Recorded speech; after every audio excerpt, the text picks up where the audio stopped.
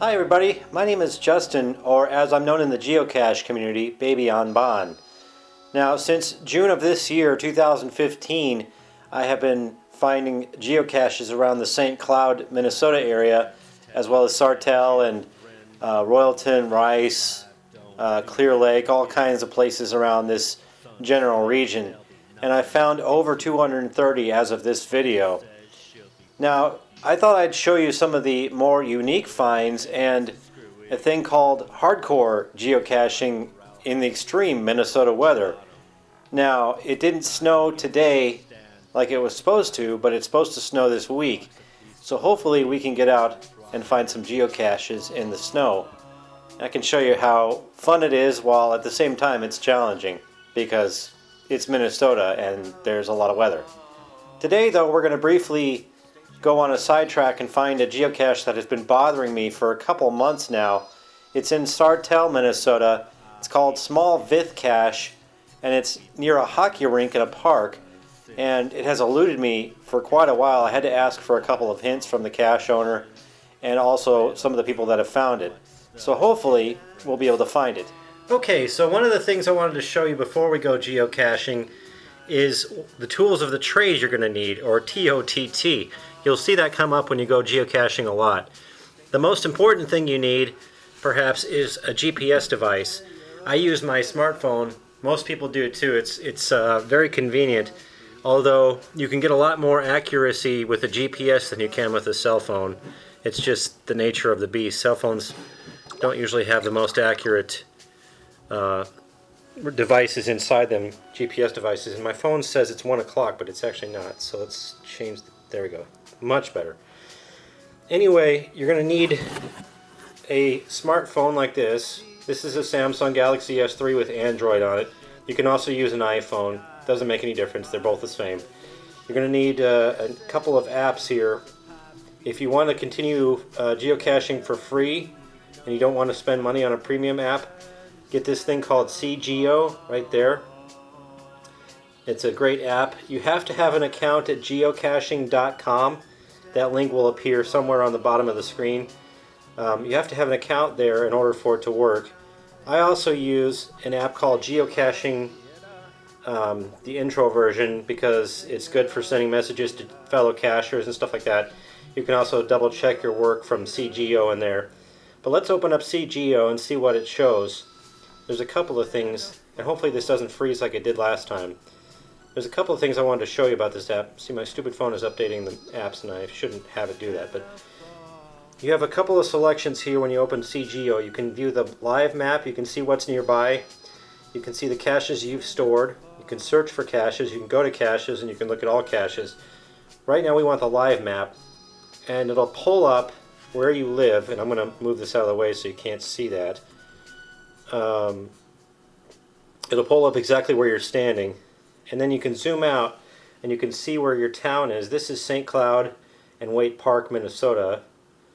And all these little circle things with smiley faces on them, those are all geocaches I found, and that's all the geocaches in this area. As you can see, there's quite a few of them. 277 are rendering, 305 are rendering actually. The one we're looking at that I just mentioned previously is a Small Vith Cache, and I know exactly where it's at because I was just there the other day trying to find it. It's in Sartell, Minnesota. We're going to zoom in on this, just like Google Maps. I think it uses Google Maps, in fact. We're in Val Smith Park in Sartell, Minnesota. We're going to zoom in as close as we can go. This is the cache that I want to go after today that I couldn't find yesterday. So we're going to click on it, click on the little bubble, and it should come up with a information page like this. It'll show you the name of the cache, what kind of size it is, which you see it's a micro.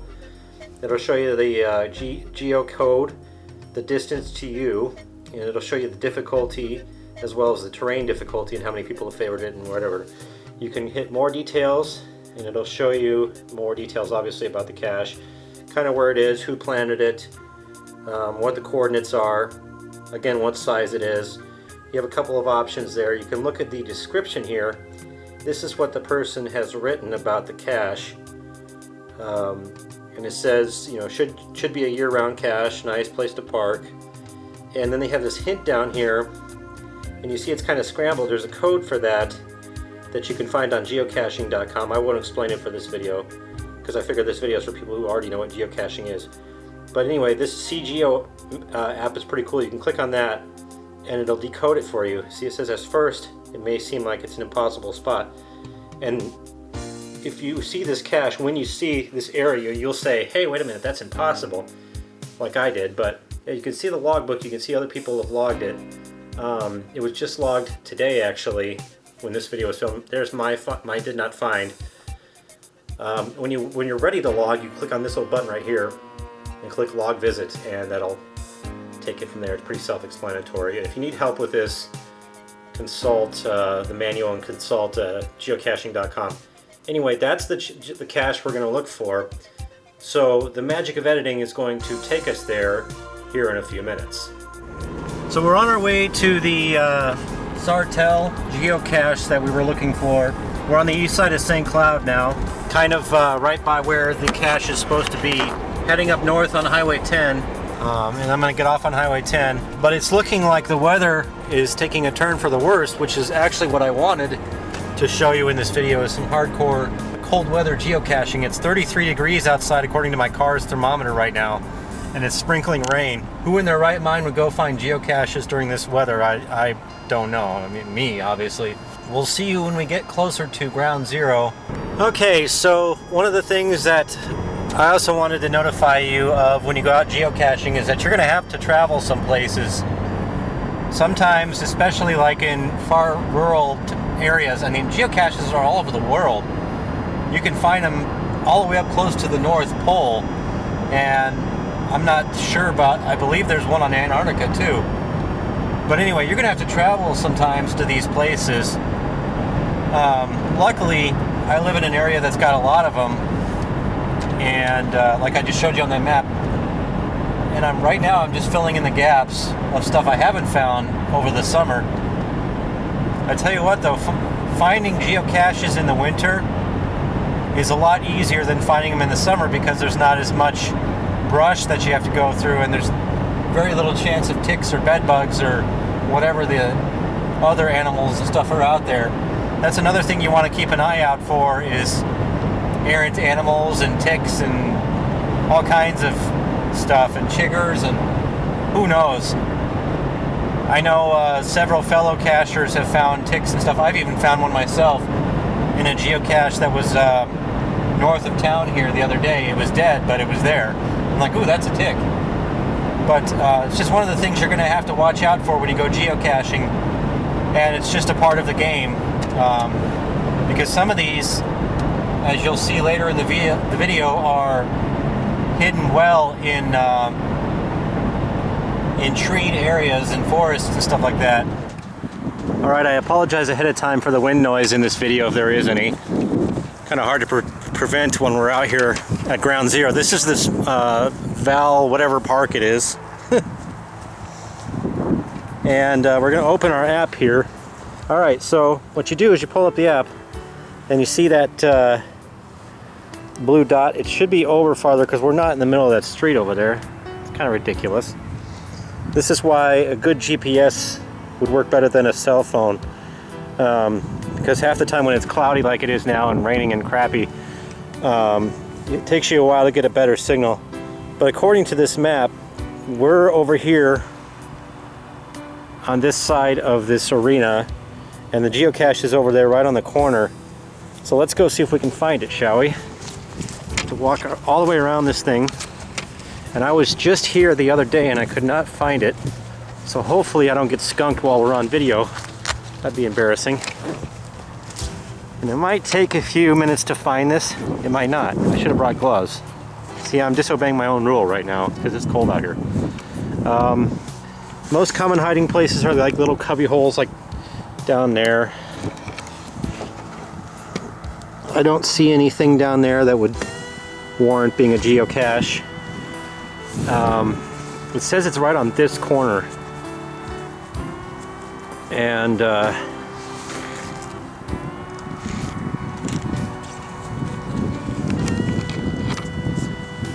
don't exactly see what they're talking about, but either that or this corner right here. And the person who found it before said that they were kind of smaller than me. I'm 5'9". They said they were 5'3" and they had no problem getting into it. And I think it's probably going to be down one of these holes. You can't see the bottom of that one. I can see it because there's a bolt in the way and the camera's having trouble focusing, but it's got to be over here somewhere. Sometimes people like to hide things up inside these or on the other side of these. I'm not quite sure what she's getting at. Alright, I'm going to put the camera down, and if I find it, I'll show you where it's at. One of the tools of the trade I forgot to tell you about that you need for geocaches is a pen or some kind of writing utensil. Some of the caches, particularly the big ones, have pencils in them, but a pen is always good to bring no matter what. Do not forget your pen. I have to just give a shout out to Susan52 J for helping me find this geocache. I couldn't have done it without that person's help, and you will get a huge shout out in the video, trust me, because I just found this one. It's getting dark, starting to snow, freezing my butt off. We're off tripod this time, but I know where the cache is, and I'm just about to spoil it. So, folks at home who are going to find this one, turn your video off right now or fast forward until after this part, because I'm going to spoil it for everybody. The cache is right there. Let's go in for a closer look. Do you see something out of place there? Do you see it? There's a wire that goes all the way down there. Here is small Vith cache. After looking for 2 months for this one, I finally found it, thanks to some enormous hints that I probably didn't need after all. Had I looked more carefully, I would have been able to find it. But this has just been bothering me for months and months and months, and I finally found it. Thank you very much to everybody who's helped me, including the cache owner. I found your cache. Just want to show you what the temperature is outside. Alright, after you find the cache, be sure to log it. This is the massive paragraph that I'm writing for this cache because it took so long to find. And you press the send button and it posts to the cache, or posts to the log, and off you go to find the next one. So thank you for coming along with me. I'm sorry that it took so darn long. You didn't see it. It took me an hour plus. So it's day 2 of our geocaching adventure. Today's the day, and I don't know if you can see it outside, but it's snowing. Maybe a couple inches on the ground already. This is what we wanted to happen because I'm a hardcore geocacher. But today we're going to show you a little bit about geocaching.com. Of course, here at the top you have where your account is, and you're going to have to create an account. See, I have 257 finds as of this video. That includes yesterday's pain in the ass find in Sartell. Anyway, we're going to go here to play and view geocache map. This will come up with a map that'll show you kind of the region where you're at. It'll also show you caches you haven't found, like these right here I haven't found yet. Some of these are disabled, like these two I didn't find. They're over by some quarry park. There's the Mississippi River right there. There's a pathway that goes along here. Here's SCSU for all of you who are following in St. Cloud. SCSU, and then there's a pathway that goes south. In fact, let's turn on the see if I can find my cursor. Let's turn on the actual aerial map so it looks a little bit better, more map-like. We're gonna go south here. Here's Roosevelt that comes into I-94, which is right there. But Roosevelt goes along here, and here's some of the caches I haven't found over here. This one's missing, this one's missing, that one I looked for and couldn't find for the life of me. But we're not going to find that one today. We're mainly focusing on this small area down here. Let me zoom in so you can see that better. There's a bunch of caches in this area that I haven't found. and it's a regional park, I guess. It's like River Bluff Regional Park or something like that. I don't know. We'll find out when we get there. But there's a lot of them. There's 1, 2, 3, 4, 5, 6, 7, 8, 9, 10, 11, 12 or so caches in that area that we have yet to find.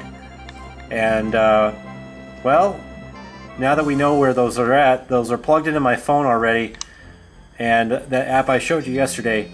So all we need to do is suit up and get ready to go. We need a lot of warm clothes today because it's cold.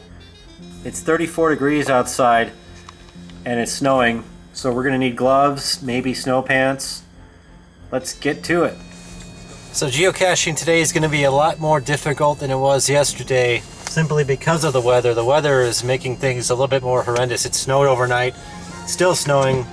There's a lot of snow coming down, and this is going to be interesting. And I'm also wearing gloves today, mittens more like. These are really, really comfortable. And I'm wearing snow pants, and I'm wearing boots. But we've got our trusty GPS device, which is upside down, and then I'm sitting on our pen that we're going to use to sign the logs. So first of all, we need to figure out where we're going. Like yesterday, we'll pull open the CGO map, and I'm not in Minneapolis, I'm still in St. Cloud. Pull open CGO, go to live map, just like yesterday. Then we go to find those geocaches that we showed you earlier on the map here, which means I gotta head all the way over to Roosevelt. I gotta figure out a good place to park for the first 4 or 5 caches. And I'm thinking there is an area here, there's an office of some kind, or I can just park on 38th Street and walk. But first we gotta get over there and see what it looks like. Alright, we're at the parking lot where I'm gonna be able to access most of these caches. Given the lack of time left in the day, it's almost 3 o'clock and the sun sets about 4:15, 4:30 in there. We only have about an hour and a half to look for these. So we might be able to only find, excuse me, the northern half of these geocaches, and these other 2 down here we'll just have to wait until another day. But I think by the time we get these done, you'll get the point. We're gonna go find this one that's closest to the parking lot first. I don't do multi-caches, sorry folks. You're welcome to do those by yourself, but I don't do those. I do the regular kinds. Sometimes I do mysteries. So right off the bat, I realized how incredibly difficult it is to cache with gloves on, so I might be using them sparingly. All right, this one, we're gonna load the cache up. It's called Bluff. Let's see where it says, short hike provides great views from the bluffs of the Mississippi. And it's been found on the 13th of December, so it's not too far, not too long back from now. I think it's up here. Yeah, if we keep going straight, so you can follow your own little pointer. I'm obviously not there. The satellite needs to catch up because it's cloudy, but we're not too terribly far away. Alright, one of the things you're going to encounter when you go geocaching is sometimes your GPS will lag so much that you're not able to tell exactly where you are, or where the cache is rather. So what you need to do is look for obvious hiding places, like trees and lights are sometimes referred to as beacons. Trees especially have a lot of caches in them. And sometimes they're hanging up in branches, like over here there might be a cache hanging from a branch or something. So look in trees, look in big obvious places where somebody could hide something. Now this one took about maybe 2 minutes to find, and I know where it's at, but I'm going to show you in a second, but I'm stating this as a point. Areas like this where there's downed trees or broken branches and big trees like this, that's sometimes a dead giveaway. And you need to start looking under things, like look in places where no snow is, look where you can easily be found. This one, on the other hand, and here comes a major spoiler, took me quite a while. I walked right by it, but guess where it's at? You see it?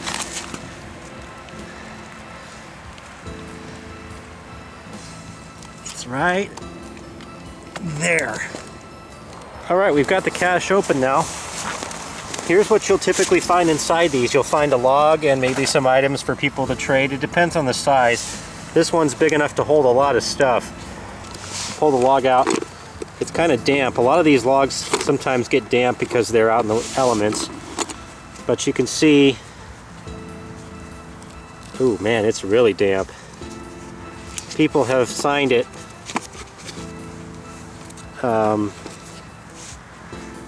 When they've been here. And these are all handles of people's, like mine's Baby on Bond. You'll have to create your own. See, the last time this was found was the 13th of December by these two people. So that's the thing that you have to do. You have to put it back the way you found it so the next person can find it. So now that we've found the cache and I put it away, sorry this is being filmed with my left hand, it's a little bit odd. Now that we found the cache and put it away, and I've got my pen because I forgot it, cardinal sin of geocaching, don't forget a pen. I've got one now though. We head up this trail and we continue looking for the next one, which my phone is in my pocket because my hands are freezing, but I'll pull it out when we get closer to ground zero. Okay, this next cache is called Hunting the Wascally Wabbit, and appropriately was hidden by somebody named Elmer Fudd. We're right close to ground zero. It says cache is along the Beaver Island Trail. If you hear shooting, don't be alarmed. There's a paintball range nearby, which we're going to probably walk by when we get down. But let's go. Was found on the 10th of November. The coordinates put it right by this tree. So it's got to be somewhere within this general 3-foot region or so. So let's find it, shall we?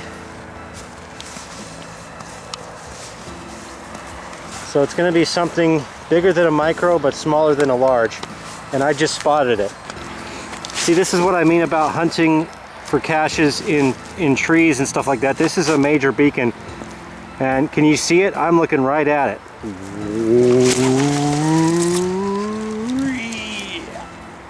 There's the Wascally Wabbit. And you wouldn't have seen that had you been walking by. Okay, we're near the site of the next cache on this tour. And if you can pick out which of these beacons it's in, you get extra points. Specifically which beacon it is, you get extra points.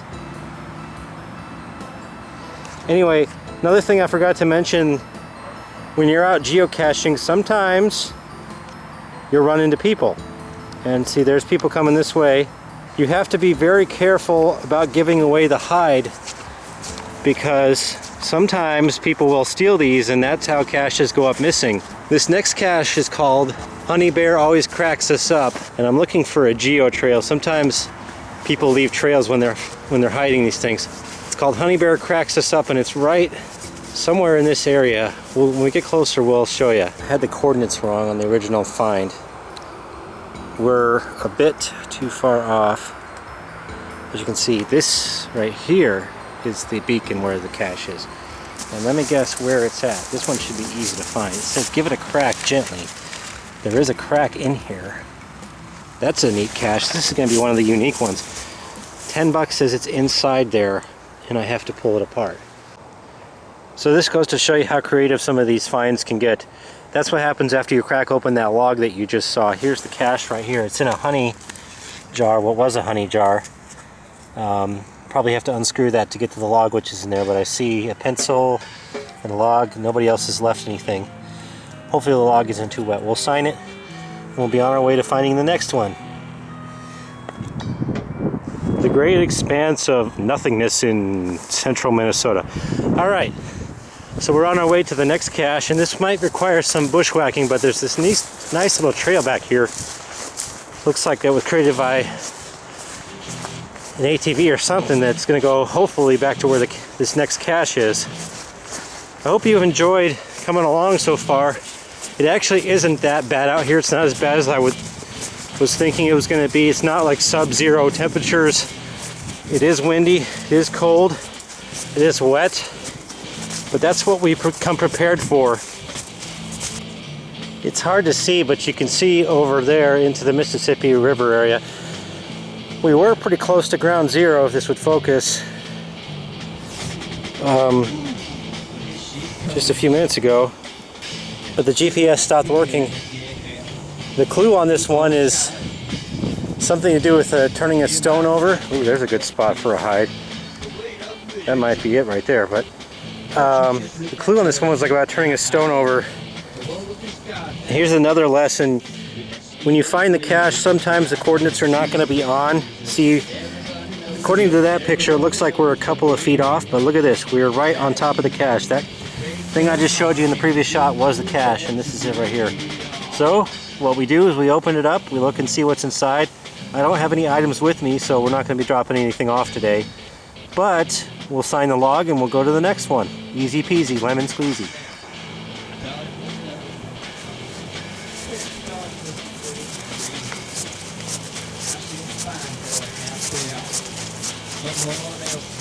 Okay, we're getting pretty close to ground zero on this next cache, which I don't even know what it's called yet. Hang on.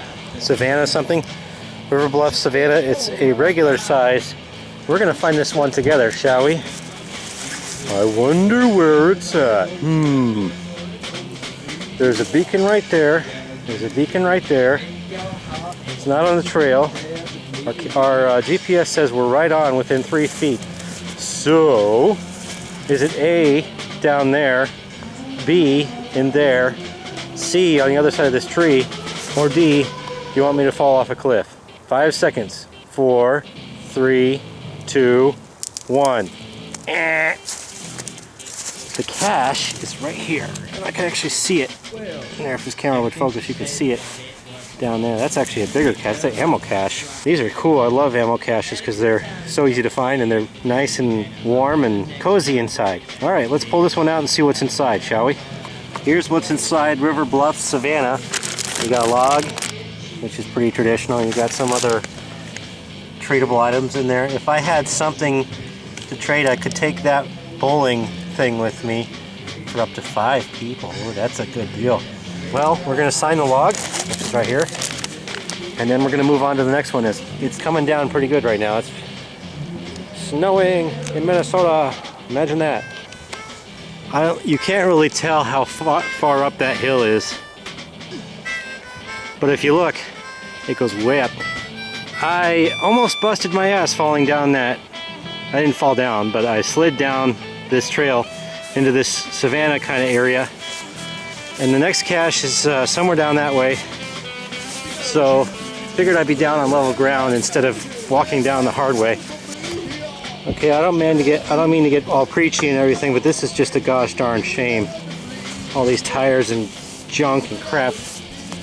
It goes on and on and on, but this is where one of the caches is. So let's see. Let's zoom in on this, get a better idea of where we're looking. We're looking for obvious signs, remember what I said earlier? Looking for obvious beacons, places where it could have been hidden. Well, we've had kind of an update. I've been looking for the past 5-10 minutes and I cannot find this one. I'm gonna have to take a did not find on this one because we're losing light. I'll come back in the spring, see if I can find it. Okay. Getting close to this one. We're on the other side of that field from that other cache, which you can barely see now because the snow is coming in hard. Mississippi River's right over here. This cache, oh, it's getting windy. Listen to that wind. It's probably somewhere over here. Tell you what though, after this, we're going home. Okay, we're right at ground zero for this one, and the cache would normally sit right there at the way back. According to pictures and stuff like that, but it's not here, and it's not in here either. That'd be impossible to get to if it was in there. Like I said, normally this is the spot that it would be in, but it's not. So this is the second DNF for me today, which is a shame because it was last found towards the end of November, and I'm looking to see if I can see it somewhere up higher or no. But anyway, It's not there, so I'm going to mark it as a DNF on the log today. And hopefully the cache owner will come back and replace it before, you know, sometime later. This is right where it would have been. It's a good height too, good place for it. Kind of out in the open though, so I can see why it was stolen. And there's no telling where it's gone. I mean, some kid probably has it. This weather is getting ridiculous. The point, my friends, I'm trying to make in this video is it's crazy to go geocaching when the weather's like this. You can get away with it, it's starting to try to clear up. But it's not a smart idea. Just, if you do, dress appropriately. So I'm out of breath.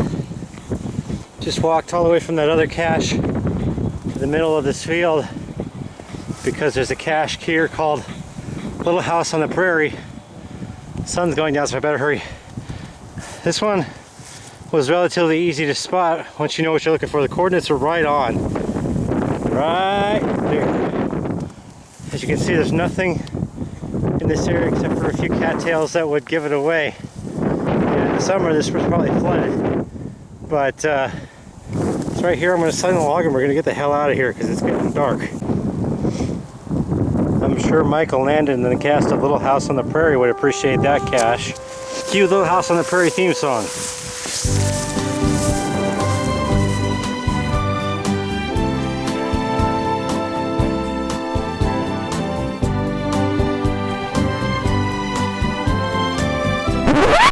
Since we're up in this lighted area, we're going to find this final cache, which is known as Geocache. Kind of appropriately titled. It's a geocache. Alright, it says it's right around the corner here.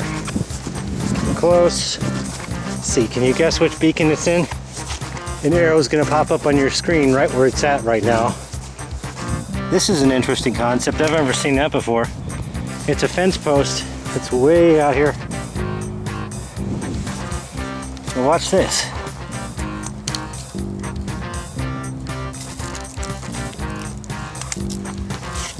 We have the cache. Yay, I didn't get skunked. So there you have it. Hardcore snow geocaching here in South St. Cloud, Minnesota. It's getting dark. I don't do night caches, especially since temperature's probably hovering around the low 30s right now. But I hope you enjoyed this instructional video. I may make some more if the demand is enough, showing you where some other geocaches are.